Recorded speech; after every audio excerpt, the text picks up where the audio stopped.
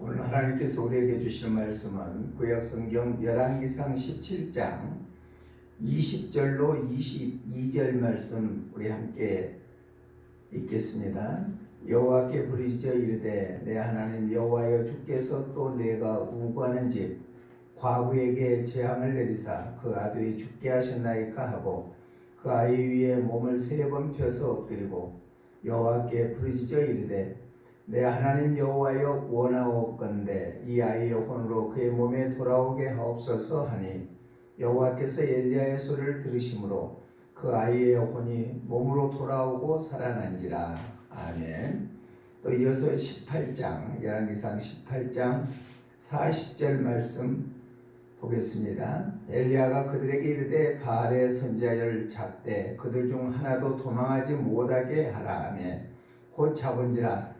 엘리야가 그들을 기손 시내로 내려다가 거기서 죽이니라. 아멘. 또 한 구절 보겠습니다. 열왕기하 2장 11절 두 사람이 길을 가며 말하더니 불수레와 불말들이 두 사람을 갈라놓고 엘리야가 해오리 바람으로 하늘로 올라가더라. 아멘.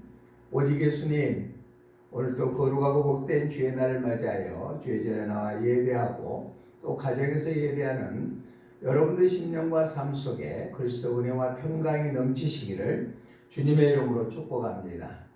오늘은 본문 말씀을 중심해서 엘리야를 통하여서 본 예수님의 모습이라는 제목으로 하나님께서 주시는 은혜를 함께 나누고자 합니다. 모든 성경은 예수님에 관해서 기록되어 있습니다. 요한복음 5장 46절에 보면은 모세를 믿었더라면 또 나를 믿었음에 이는 그가 내게 대하여 기록함이라 라고 말씀하셨고 누가복음 24장 27절 44절에도 모든 성경은 자기에 관한 것, 즉 모세의 율법과 선지자의 글과 시편의 글을 자기에 관해서 기록한 것이라고 말씀하고 있습니다. 구약의 열왕기상도 엘리야를 통하여서 예수님의 모습을 볼 수 있는 말씀을 기록했습니다. 오늘 본문의 배경을 보면은 북이스라엘 시대 때 베니게와 조약을 통해서 경제적인 이익을 얻고 또한 아람 왕국에 대항해서 승리하기 위해서 조약을 맺었습니다. 그 당시에 북이스라엘의 왕은 아합 왕이었는데 그 아합 왕은 악한 왕이었습니다. 부인이 옛 바알 선지자를 섬기는 이세벨을 알고 결혼해서 그를 통하여서 북이스라엘 전역에 바알 선지자와 아세라 선지자가 행대하게 만연되는 그 시대였습니다. 그때 엘리야 선지자를 통하여서 하나님이 주시는 이스라엘 백성들에게 주시는 메시지입니다. 엘리야 선지자는 과부의 죽었던 아들을 살렸을 뿐만 아니라 바알 선지자와 대적에서 갈멜산에서 승리하며 또한 해오리 바람을 타고 승천하는 내용이 기록되었습니다. 이 엘리야 선지자를 통하여서 예수님의 모습을 다시 한번 우리가 마음에 간직하며 구원받은 하나님의 자녀로서 온전히 주님의 거룩한 뜻을 이루어나가는 복된 삶이 되시기를 주님의 이름으로 부탁을 드립니다. 그러면 엘리야를 통해서 본 예수님의 모습은 어떤 모습입니까? 첫 번째로 오늘 본문 열왕기상 17장 21절로 22절 말씀에 보니까 과부의 아들이 혼이 떠나갔습니다. 그럴 때 엘리야 선지자가 그 몸 위에 3번 펴서 엎드려서 하나님 앞에 기도했더니 떠났던 혼이 돌아와서 살아난 놀라운 역사를 이루게 되었습니다. 죽은 아이가 살아났다는 것은 적용적 해석으로 봤을 때 예수님께서는 죄로 말미암아 영원히 죽을 수밖에 없는 인류를 구원하시는 예수님의 모습을 볼 수가 있습니다. 여기 본문에 살아난지라 라고 말씀하시는 것은 히브리 원어에 보니까 소생하다, 되살아나다, 회복하다는 의미를 나타내고 있습니다. 엘리야 선지자가 하나님 앞에 기도했더니 죽은 아이가 다시 살아나는 것처럼 죄악으로 인해서 멸망당할 수밖에 없는 우리 죄인들 예수님께서는 구원해 주신 줄로 믿습니다. 예수님의 사역에도 보면 야일의 딸이 죽었음에도 불구하고 예수님께서 살리신 내용을 봅니다. 마가복음 5장 41절로 42절 말씀 우리 함께 읽어봅니다. 시작. 그 아이의 손을 잡고 이르시되 달리다고 하시니 번역하면 곧 내가 내게 말하노니 소녀야 일어나라 하시니라. 소녀가 곧 일어나서 걸으니 나이가 12살이라 사람들이 곧 크게 놀라고 놀라거늘. 야일의 딸이 죽었을 때 12살이었는데 예수님께서 달리다고 하니까 죽은 그 딸이 다시 살아났습니다. 그뿐만 아니라 누가복음 7장 14절을 보니까 나인성의 가부의 아들도 장례를 치르고 관에 넣었음에도 불구하고 청년아 일어나라 했을 때 죽은 그 나인성 가부의 아들이 살아났습니다. 우리 함께 읽어봅니다. 누가복음 7장 14절. 가까이 가서 그 관에 손을 대시니 면자들이 서는지라. 예수님께서 이르시되 청년아 내가 내게 말하노니 일어나라 하시네. 이렇게 예수님의 사역을 보면 죽은 자를 살리는 놀라운 역사를 볼 수가 있습니다. 요한복음 11장에서도 보면 죽은 나사로가 예수님께서 살리신 내용이 기록되어 있습니다. 죽은 지 나흘이나 돼서 썩은 냄새가 났음에도 불구하고 예수님께서 나사로야 나오라 하고 했을 때 죽었던 나사로가 다시 살아났습니다.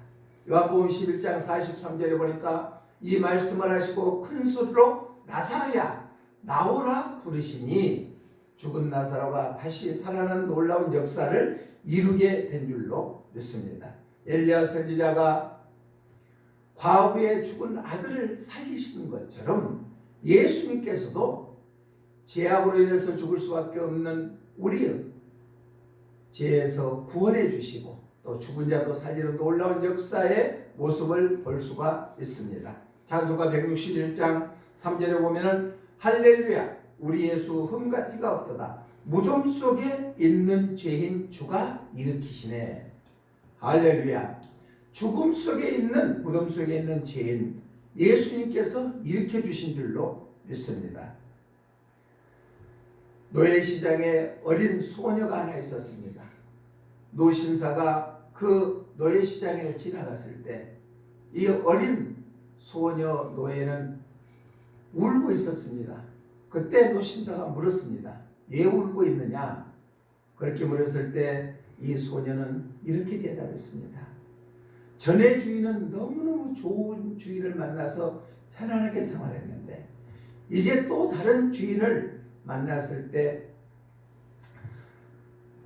어떻게 살아야 될까 하는 두려움에 사로잡혀서 울고 있다고 합니다. 이때 노신사가 지갑에서 돈을 꺼내서 그 상인에게 주면서 소녀 노예를 샀습니다. 그러면서 그 소녀에게 얘기합니다. 너는 이제부터 자유의 몸이다. 해방이다. 라고 얘기했을 때 이 노예 소녀는 그 말이 무엇인지를 알지를 못했습니다. 어리둥절하고 있었을 때 노신사는 얘기합니다. 그 노예를 샀던 매매 증서를 보여주고 너는 이제부터 어떻게 살 것이냐? 라고 물었을 때 이 노예 소녀는 그때서 비로소 깨달았습니다. 그러면서 그녀는 당신을 따라가 평생 섬기겠습니다. 당신이 나를 구원해 주었어요. 라고 대답했습니다. 노예가 이제 노예 신분이 아니었음에도 불구하고 노예에서 구원해 주시는 그 은혜의 감격에서 자기를 해방시켰던 그 주인을 따라서 즐겁고 기쁜 마음으로 평생을 섬겼다는 것입니다.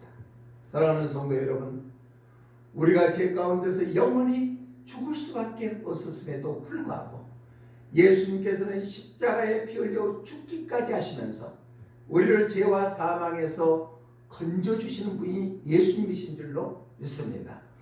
그분을 평생 우리가 감사함으로 기쁜 마음으로 섬기는 삶을 산다면 하나님의 자녀로서 부끄럼 당하지 않는 삶이 되게 될 줄로 믿습니다. 과부의 아이를 살려주시는 엘리야 모습 속에서 예수님께서 죄와 사망에서 허덕이는 우리 인류를 구원해 주신 예수님의 모습을 우리가 다시 한번 볼 수가 있습니다. 두 번째로 엘리야를 통해서 본 예수님의 모습은 어떤 모습입니까? 첫 번째는 여인의 죽은 아들을 살려주시는 것처럼 인류를 죄에서 구원하신 예수님의 모습을 보았고, 두 번째는 열왕기상 18장 40절 말씀에 보니까 이렇게 말씀합니다. 우리 다시 한번 읽습니다. 엘리야가 그들에게 이르되 바알의 선지자를 잡되 그들 중 하나도 도망하지 못하게 하라며 곧 잡은지라. 엘리야가 그들을 기손시내로 내려다가 거기서 죽이니라. 하나님을 대적했던 바알 선지자들을 엘리야 선지자는 기손 시내에서 다 잡아서 죽였다고 합니다. 이 말씀은 예수님께서는 하나님을 대적하고 하나님을 방해하고 예수를 믿는 자들을 힘들게 하는 마귀의 권세를 멸하시는 예수님의 모습을 볼 수가 있습니다. 여기서 죽이니라 라고 하는 원어에 보면은 살해하다, 도살하다, 치다라는 의미를 나타내고 있습니다. 엘리야 선지자가 바알 선지자를 다 잡아서 죽이는 것처럼 예수님께서는 마귀의 권세를 멸하시는 모습을 볼 수가 있습니다. 천지 만물을 창조하시고 하나님께서 에덴 동산을 우리 인간에게 다스리고 정복하라고 말씀했습니다. 그런데 아담과 하와가 마귀의 게임에 넘어가서 결국 하나님을 배반하고 죄를 범함으로 말미암아 에덴 동산에서 쫓겨나게 됐습니다. 그때 하나님께서는 마귀의 도구로 사용했던 뱀에게 이렇게 말씀합니다. 창세기 3장 15절 말씀 우리 함께 읽어봅니다.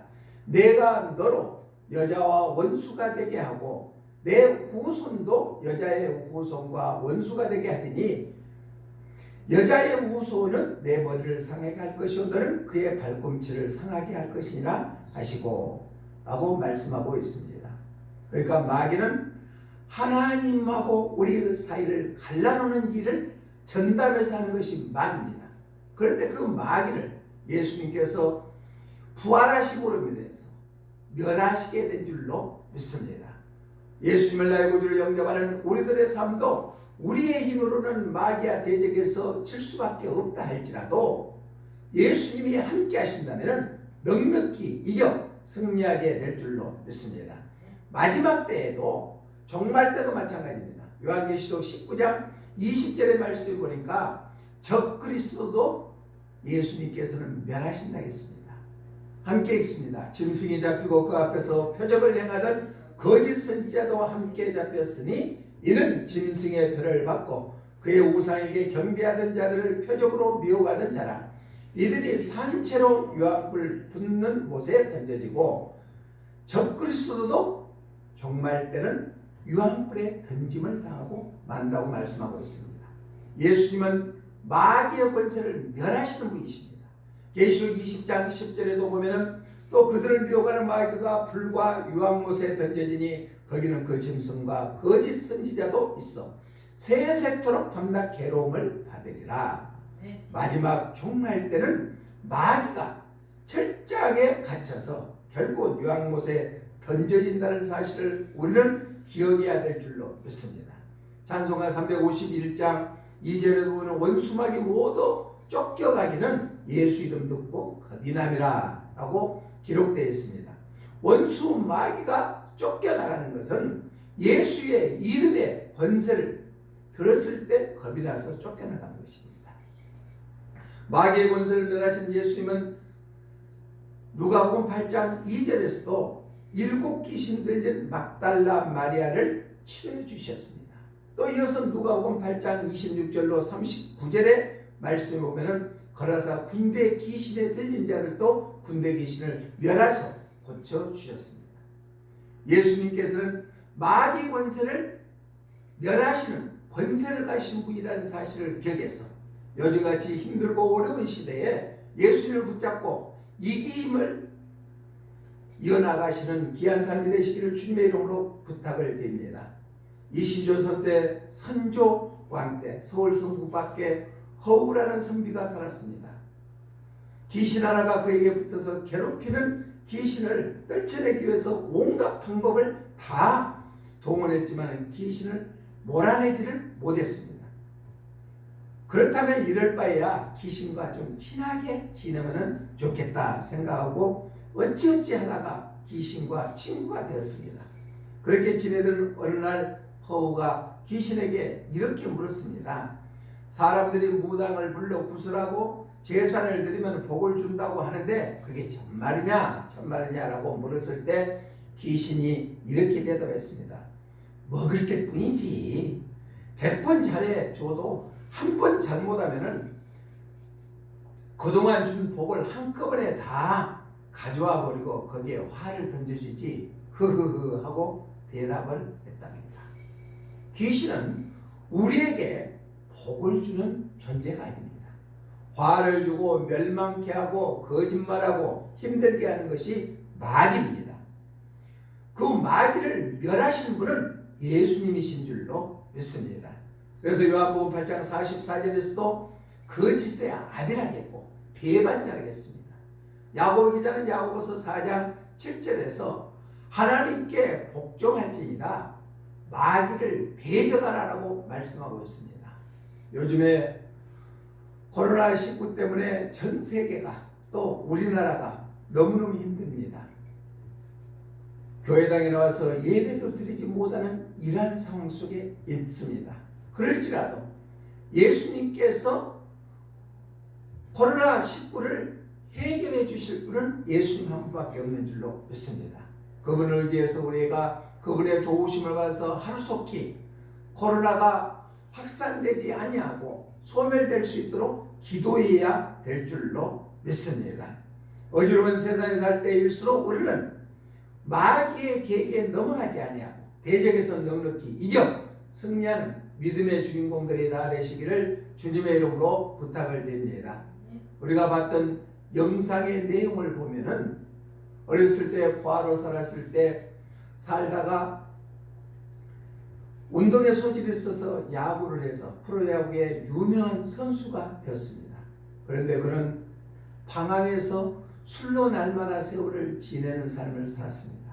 그때 우연한 기회에 전도 집회에 참여해서 예수님을 구주로 영접했습니다. 곰곰이 생각해 보니까 이제까지의 삶이 너무나 허망한다는 사실을 깨닫고 목사님을 찾아가서 이렇게 물었습니다. 어떻게 해야 하나님을 잘 섬길 수 있겠습니까? 라고 물었을 때 목사님께서는 이렇게 대답했습니다. 많은 것보다도 하루에 15분을 투자하십시오. 그렇게 말씀하시면서 하루에 15분은 하나님의 말씀인 성경을 읽고 묵상하시고 또 15분은 하나님 앞에 기도하고 15분은 내가 만난 예수 그리스도를 다른 사람에게 전하는 데 사용하고 또 15분은 선행을 행하는 데 사용하십시오. 그러면 하나님을 잘 섬기게 될 것입니다. 이 말을 들었던 이 야구 선수는 그대로 실행에 옮겼습니다. 그 결과로 야구 선수 생활을 청산하고 복음 전도자로 변화되어서 90만 명에게 복음을 전하는 위대한 하나님 앞에 쓰임받는 자가 되었습니다. 사랑하는 성도 여러분, 15분 4번이면 1시간 60분입니다. 하루가 24시간인데 24분의 1입니다. 15분 4번을 우리가 잘 활용해서 하나님의 자녀로서 하나님 앞에 인정받고 하나님께 영광 돌리는 삶을 살아보시지 않겠습니까? 오늘부터 15분씩 하나님의 말씀을 읽고 묵상하며 15분 동안 기도하고 15분 동안 전도하고 15분 동안 선행을 행하는 삶을 통하여서 하나님을 잘 섬기는 믿음의 삶이 되시기를 주님의 이름으로 부탁을 드립니다. 엘리야 선지자를 통하여서 본 예수님의 모습 세 번째로는 열왕기하 2장 11절 말씀 한번 보겠습니다. 두 사람이 길을 가며 말하더니 불수레와 불말들이 두 사람을 갈라놓고 엘리야가 해오리 바람으로 하늘로 올라가더라. 아멘. 엘리야 선지자는 영광스러운 모습으로 하늘로 해오리 바람을 타고 올라갔습니다.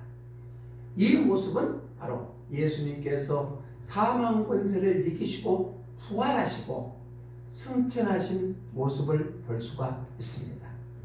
엘리야를 통하여서 본 예수님의 모습 첫 번째는 여인의 죽은 아들을 살려줬습니다. 이 말씀은 예수님께서는 인류를 죄에서 구원하시는 예수님의 모습을 볼 수 있고, 두 번째는 바알 선지자를 잡아서 죽이는 것처럼 마귀 권세를 멸하시는 예수님의 모습을 볼 수 있고, 세 번째로는 해오리 바람을 타고 하늘로 올라가는 엘리야 모습을 통하여서 승천하신 예수님의 모습을 봤습니다. 올려가다라는, 올라가더라라는 원어의 발명은 끌려가다, 치하여 가다, 높여지다라는 의미를 나타내고 있습니다. 엘리야의 사역을 보면 최후의 승자였습니다. 영광스러운 모습이었습니다. 하늘로 올려가는 모습입니다. 예수님께서는 사도행전에 보면은 부활하시고 40일 동안 이 땅에 계시다가 제자들과 사도들 포함해서 500여 명이 보는 앞에서 하늘로 올라가셨습니다. 사도행전 1장 9절의 말씀 보니까 이 말씀을 마치시고 그들이 보는데 올려져 가시니 구름이 그를 가려 보이지 않게 하더라 라고 말씀하고 있습니다. 예수님께서는 부활하셔서 승천하셨습니다. 또 마지막 때에 요한계시록에 보면은 두 증인들도 하늘로 올라갔다고 말씀하고 있습니다. 계시록 11장 12절에 보면은 하늘로부터 큰 음성이 있어 이리로 올라오라 함을 그들이 듣고 구름을 타고 하늘로 올라가니 그들의 원수들도 구경하더라 라고 말씀하고 있습니다. 두 증인들도 예수님의 재림 때는 하늘로 올라감을 당하게 됩니다. 그뿐만 아니라 예수님을 나의 구주로 영접하는 성도들도 마찬가지입니다. 데살로니가전서 4장 16절로 17절의 말씀 보니까 이렇게 말씀합니다. 시작. 주께서 호령과 천사장의 소리와 하나님의 나팔 소리로 치니 하늘로부터 강림하시리니 그리스도 안에서 죽은 자들이 먼저 일어나고 그 후에 우리 살아남은 자들도 그들과 함께 구름 속으로 끌어올려 공중에서 주를 영접하게 하시리니 그리하여 우리가 항상 주와 함께 있으리라. 아멘. 주 안에서 있는 자들은 먼저 죽은 자들이 부활하고 살아있는 자들은 그대로 구름 속으로 끌려 올라간다고 말씀하고 있습니다. 예수님께서 승천하신 모습대로, 주의 종들이 승천하는 모습대로 예수를 믿는 성도들도 예수님이 재림하실 때 승천하게 될 줄로 믿습니다. 그래야 예수님과 함께 천년 동안 영원토록 함께하는 그러한 축복이 임한다는 얘기입니다. 성경에 있는 단어들을 이단 사이비 집단들이 먼저 사용해서 전통적인 기존 교회에서 사용하면 이상하게 생각합니다. 신천지라는 말은 새하늘과 새 땅입니다. 그런데 이단 집단에서 먼저 사용하니까 신천지라고 하면 이상하게 받아들입니다. 휴고도 마찬가지입니다. 하늘로 들림받는 거 얼마나 좋습니까? 그런데 이장님이라는 작자가 1992년도에 휴거를 들고 해서 휴거라는 단어도 사용하면 이상하게 받아들입니다. 1992년 때 어느 목사님이 아는 장로님이 이런 얘기를 했다 합니다. 그 장로님은 열심히 교회에 섬기다가 그 이장님 집단에 빠져들어가지고 자기가 사업하고 있는 사업체 다 정리하고 있는 집 다 팔아서 헌금해버리고 자기 자녀들 중고등학교 다니는데 학교도 가지 못하게 하고 거리에 나가서 전도하고 그러다가 1992년도 9월 28일 날 모여서 하얀 옷을 입고 준비했는데 예수님은 재림하지 않았습니다. 허탕으로 끝나버렸습니다. 그로 말미암아 그 장로님은 영적으로나 육적으로나 경제적으로 판탈에 이르러서 헤어나지 못했다는 얘기를 들었습니다. 사랑하는 성도 여러분, 우리의 삶은 예수님의 재림하면은 하늘로 들려 끌려 올라가는 존재라는 사실을 기억하시기를 주님의 이름으로 부탁을 드립니다. 예수님의 재림은 반드시 이루어집니다. 마지막 때에 살고 있습니다. 우리가 상상도 하지 못한 일들이 세계 각지에서는 일어나고 있습니다. 이러할 때 우리는 오직 예수님의 신앙으로 무장하여 다시 오실 예수님을 소망하며 살아가는 믿음의 삶들이 다 되시기를 주님의 이름으로 부탁을 드립니다. 말씀을 정리합니다. 오늘 엘리야를 통해서 본 예수님의 모습, 첫 번째는 여인의 죽은 아들을 살려주시는 것처럼 예수님께서는 인류를 구원해 주셨습니다. 그뿐만 아니라 엘리야 선지자가 바알 선지자를 잡아서 다 죽인 것처럼 우리를 힘들게 하는 마귀 권세를 예수님은 멸하셨습니다. 또 그뿐만 아니라 엘리야 선지자가 해오리 바람을 타고 하늘로 올라가는 것처럼 예수님께서는 사망 권세를 이기시고 부활하셔서 승천하신 줄로 믿습니다. 예수님이 승천하신 것처럼 우리도 승천하게 될 줄로 믿습니다. 이 믿음으로 무장해서 이 어지러운 세상에 코로나 때에서 힘들어하는 우리 사랑하는 성도님의 가정과 또한 교회와 또 사업장에 넉넉히 이겨 승리하시기를 주님의 이름으로 축복합니다. 기도하겠습니다.